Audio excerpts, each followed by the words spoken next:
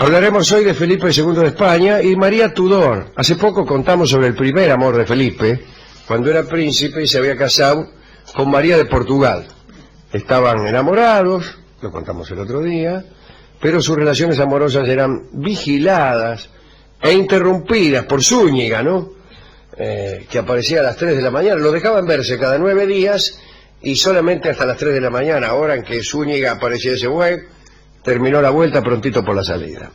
En aquella época se creía que los excesos amorosos podían tener consecuencias fatales. Bueno, viviendo los dos en el mismo palacio se enviaban cartas. Mal que mal tuvieron un hijo, Carlos, que debía heredar la corona, y fue el desdichado Don Carlo de la ópera, un tipo bastante loco. Poco después, María de Portugal murió de unas fiebres fulminantes, así que ahí andaba Felipe, viudo y llorando.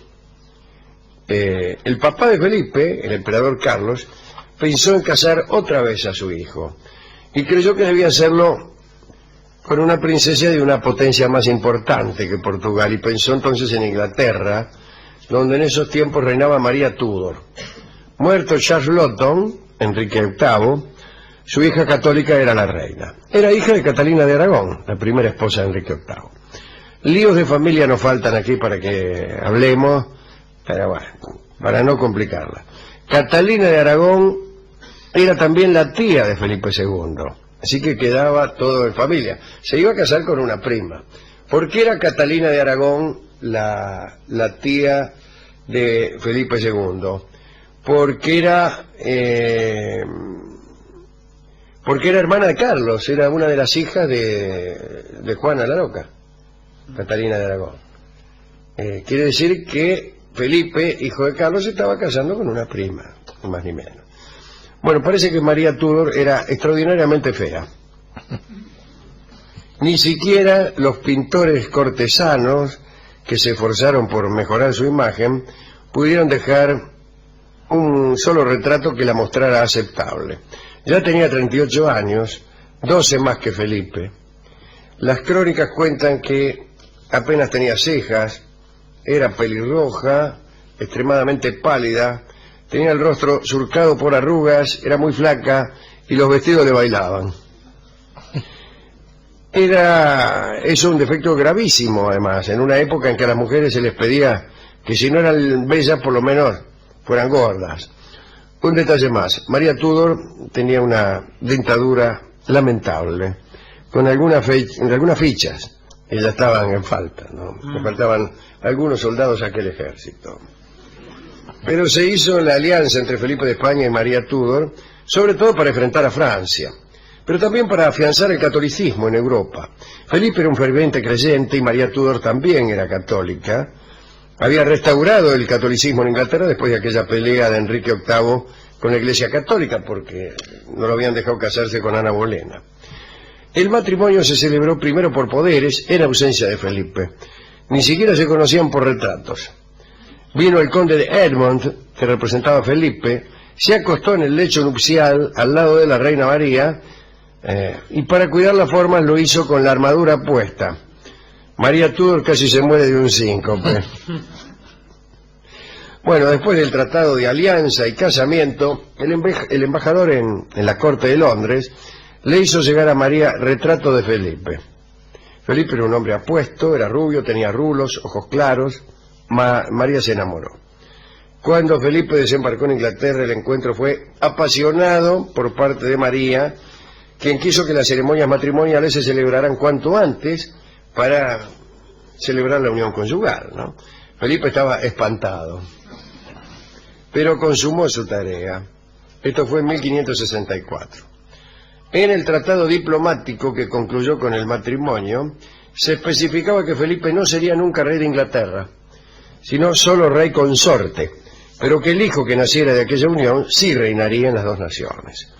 Ahora bien, hay detalles que molestaron siempre a los españoles. Felipe, como rey consorte, era un poco humillado en la corte de Londres. Su trono era situado más bajo que el de su esposa. El rey tenía que ceder siempre paso a la reina y demostrar sumisión. Y al momento de la comida, la reina se servía en fuentes de oro y a Felipe le daban fuentes de plata. Bueno, El caso fue que la reina María, luego de algunos encuentros amorosos con su esposo, comenzó a dar señales de que estaba embarazada. Engordó e incluso dijo que notaba los movimientos de la criatura en su vientre. Estaban muy felices, muchos ciudadanos ingleses compartían la alegría, pero otros se mostraban muy molestos ante una influencia hegemónica de España en el futuro de Inglaterra. Pero vino a suceder que el tiempo pasaba y la reina no daba a luz. Cuando se calculó que el embarazo llevaba como 16 meses, los médicos de la corte empezaron a dudar. La reina fue observada con mayor detenimiento y resultó que tenía una hidropesía, que es una acumulación de líquido en el cuerpo. Entonces los médicos le dijeron a Felipe que renovara sus atenciones con la reina para ver si tenía más suerte. Pero Felipe no quiso saber nada.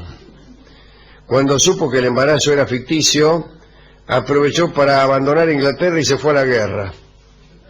Prefirió ir a la guerra de Flandes. En realidad fue a juntarse con su padre, que abdicó en esos momentos.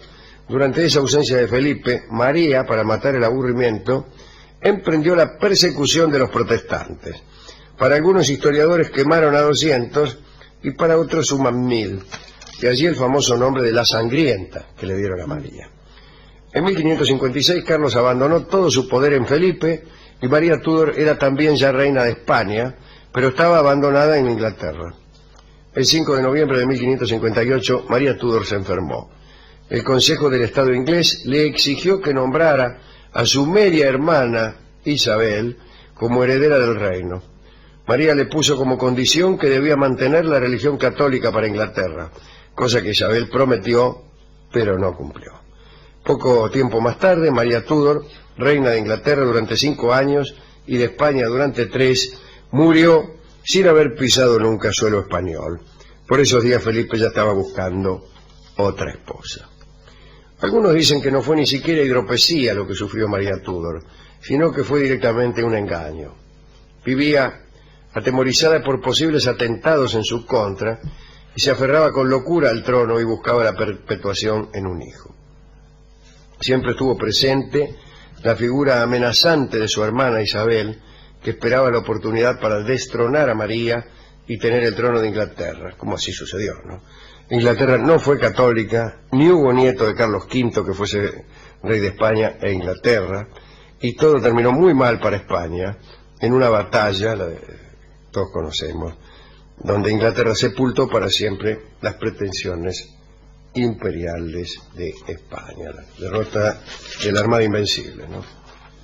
Bueno, ¿a quién dedicamos esto? A nadie, ¿qué tal? Porque ni la fea zafaba porque era también sanguinaria, ¿no?